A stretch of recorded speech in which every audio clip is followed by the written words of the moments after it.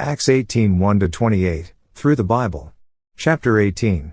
Theme: The second missionary journey of Paul continued, Paul in Corinth, Apollos in Ephesus. We are still on the second missionary journey of Paul. He is in Athens alone, waiting for Timothy and Silas to come and join him, and to bring reports from the churches in Berea, and in Thessalonica. After his missionary thrust in Athens, Paul goes on his journey to Corinth. The ministry of Paul at Corinth. After these things, Paul departed from Athens and came to Corinth, Acts 18:1. I have made the trip from Athens to Corinth by bus. Paul probably walked it. It would take a long time to walk that distance, although it would be a beautiful walk. I enjoyed the scenery more, since I was riding, than I would have, if I had been walking, I assure you. It goes past the site, where the Battle of Salamis was fought at sea. This is where the Persian fleet was destroyed. There are other historical places along that way, before arriving at Corinth. In our study of the Epistle to the Corinthians, we will see the reason Paul wrote as he did, to the believers at Corinth. For now, let me say that the city of Corinth was probably the most wicked city of that day. It was the Hollywood and the Las Vegas of the Roman Empire. It was the place where you could go, to live it up. Sex and drink, and all other sensual pleasures were there. In Corinth today, one can see the remains of a great Roman bath. That is where they went to sober up. In the distance, is the temple that was dedicated to Aphrodite, or Venus, in which there were 1,000 so-called Vestal virgins. They were anything but virgins, they were prostitutes, sex was a religion. Corinth was one of the most wicked cities of the day. Also, there were 2 tremendous theaters there. People came from all over the empire, to the city of Corinth. Paul came to Corinth on his second missionary journey, and again on his third journey. I believe, it was here, where Paul had one of his most effective ministries. It is my judgment, that in Corinth and in Ephesus, Paul had his greatest ministries. Ephesus was a religious center, Corinth was a sin center. Both cities were great commercial centers. Now, notice what Paul does, on his first visit to Corinth. And found a certain Jew named Aquila, born in Pontus, lately come from Italy, with his wife Priscilla, because that Claudius had commanded all Jews to depart from Rome, and came unto them, Acts 18:2. In the city of Corinth, he found this Jewish couple, recently come from Rome. The reason they had left Rome, was because of anti-Semitism, which had rolled like a wave over the earth. During the days of the Roman Empire, this happened several times. At this time, Claudius commanded all Jews to leave Rome. Among those who got out of Rome, was a very wonderful couple, Aquila and Priscilla. And because he was of the same craft, he abode with them, and wrought, for by their occupation they were tent makers, Acts 18:3. Aquila had come there because they were in business. They opened up their shop, and one day, there came to their shop a little Jew, who had traveled all the way from Antioch. They got acquainted, and they invited Paul to stay with them. What, do you suppose they talked about? Well, Paul led them to the Lord. In the synagogue, there were others who also turned to the Lord. However, there was also great opposition against Paul among the Jews. And he reasoned in the synagogue every Sabbath, and persuaded the Jews and the Greeks.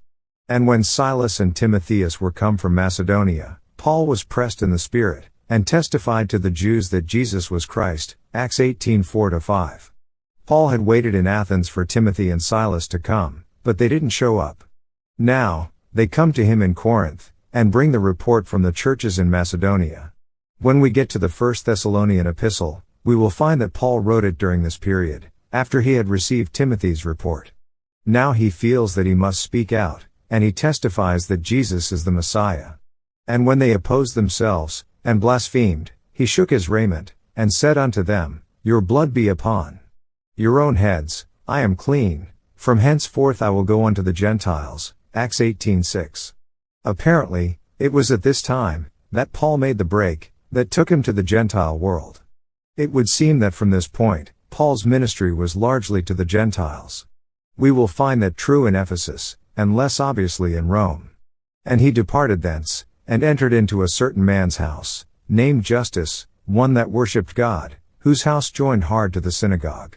And Crispus, the chief ruler of the synagogue, believed on the Lord with all his house, and many of the Corinthians hearing believed, and were baptized, Acts 18:7-8.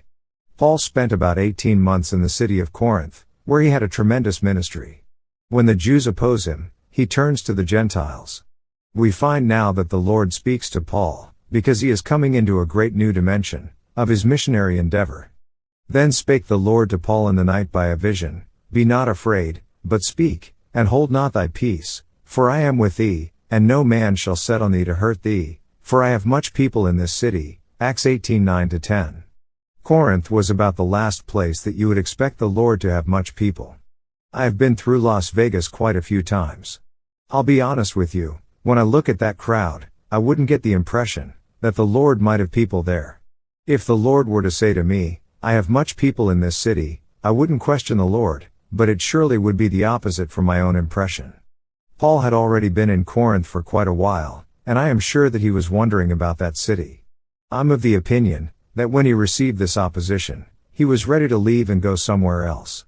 However, the Lord himself steps in and detains Paul. He tells him, I have much people in this city. And he continued there 1 year and 6 months, teaching the word of God among them. Acts 18:11.